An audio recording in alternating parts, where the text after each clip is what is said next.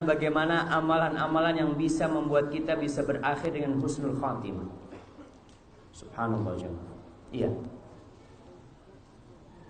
Jemaah, apa saja sih amalan agar kita bisa mati husnul khatimah?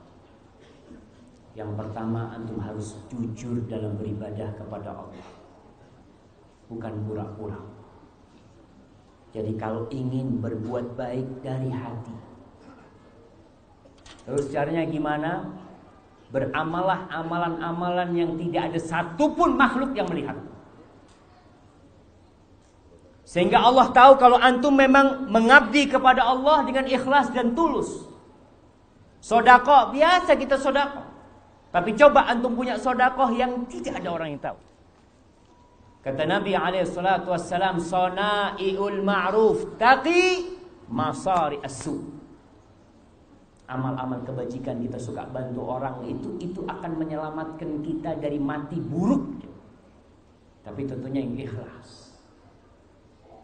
Ustaz, terang-terangan kan boleh sedekah fadl, sedekah terang-terangan.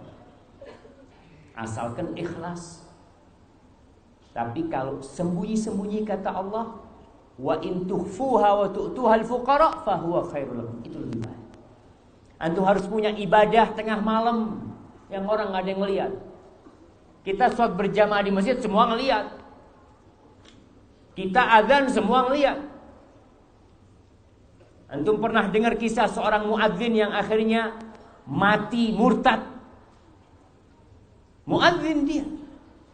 Biasa naik turun, dulu itu naik menara. Gara-gara melihat wanita tergoda, ternyata dia seorang Nasraniyah.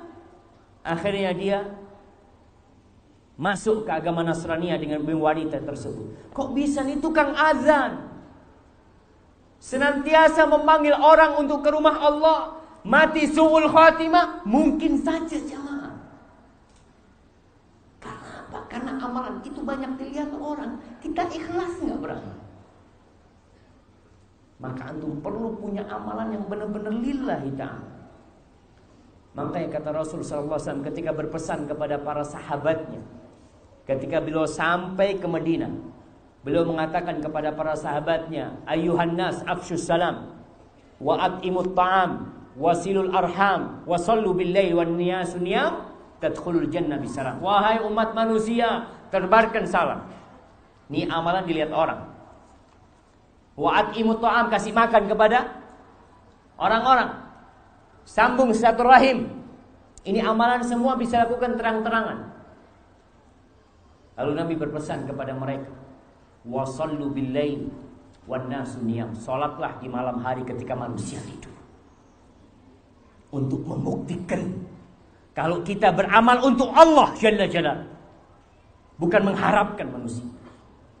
Kalau baik di depan orang bisa, siapa yang gak bisa? Tapi baik di hadapan Allah tatkala kita sendirian, itu yang mudah-mudahan menyelamatkan kita dari su'ul khatimah.